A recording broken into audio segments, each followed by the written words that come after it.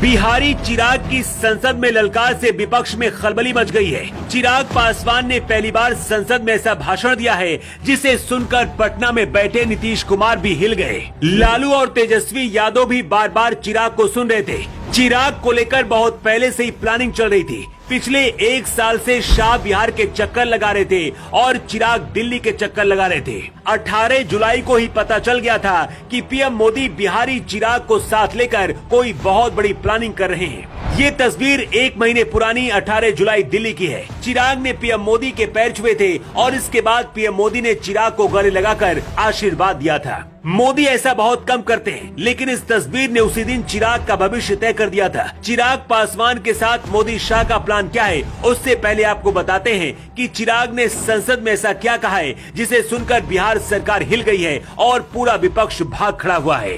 संसद में जब चिराग पासवान दहाड़ रहे थे, कुछ पल के लिए ऐसा लगा जैसे चिराग नहीं बल्कि रामविलास पासवान बोल रहे हैं। वही अंदाज, वही तेवर और उससे भी ज्यादा जोश था। चिराग पासवान ने कहा कि कुछ दिन पहले विपक्ष के सांसद मणिपुर गए थे। जो लोग मणिपुर गए थे वो लोग बिहार के दरभंगा क्यों नहीं गए, क्यों नहीं अरवल आए, क्यों नहीं ये लोग मुजफ्फरपुर गए। चिराग पासवान ने कहा कि ऐसी और भी दर्जनों घटनाएं हैं, लेकिन वहां विपक्ष नहीं गया क्योंकि वहां बीजेपी की सरकार नहीं है। इस दौरान चिराग पासवान भावुक भी हो गए। इसके बाद चिराग पासवान ने जो ऐलान किया उसकी आवाज दिल्ली से लेकर पटना तक पहुंची और नीतीश कुमार की कुर्सी हिल गई। चिराग पासवान ने पूरे विपक्ष के सामने ऐलान कर दिया है कि बिहार लोकसभा की सभी 40 सीटें इस बार बीजेपी को मिलेंगी, क्योंकि नीतीश कुमार को बिहार की जनता ने नकार दिया है। कुछ हद तक ये सच भी है। 2005 के बाद से नीतीश कुमार बिहार को संभाल रहे हैं, लेकिन आज तक एक भी बार अपने दम पर चुनाव जीतकर मुख्यमंत्री नहीं बने।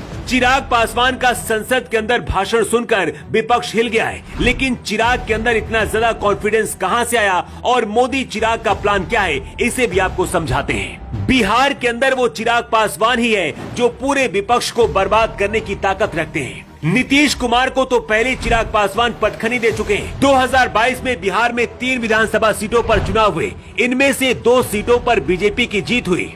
इस चुनाव में चिराग पासवान बीजेपी के लिए प्रचार कर रहे थे। महागठबंधन को सिर्फ अनंत सिंह की सीट पर जीत हासिल हुई थी। वहीं 2020 विधानसभा चुनाव में चिराग पासवान ने 135 सीटों पर चुनाव लड़ने का फैसला किया और ज्यादातर ऐसी सीटों पर उम्मीदवार दिए जहां से जेडीयू के उम्मीदवार मैदान में थे। चिराग पासवान का ही असर था कि जेडीयू की सीटों की संख्या पिछले चुनाव के मुकाबले 28 कम करने में सफल रहे। इस चुनाव में चिराग पासवान ने नीतीश कुमार को बहुत बड़ा झटका दिया था, लेकिन इस बार अब चिराग पासवान को खुले तौर पर पीएम मोदी की ताकत भी मिल गई है। चिराग पासवान की वजह से बिहार में बीजेपी को फायदा तो होगा ही, इसके साथ ही चिराग पासवान का भी बिहार में बहुत तेजी से कद बढ़ा है। 2024 के चुनाव में चिराग पीएम मोदी के लिए फील्डिंग करेंगे और फिर बिहार चुनाव के लिए मोदी चिराग के लिए मैदान में उतर सकते हैं। अंदरूनी सूत्रों के मुताबिक मोदी शाह का पूरा प्लान है कि इस बार नीतीश लालू राज को खत्म करने के लिए चिराग को मुख्यमंत्री का चेहरा भी बनाया जा सकता है।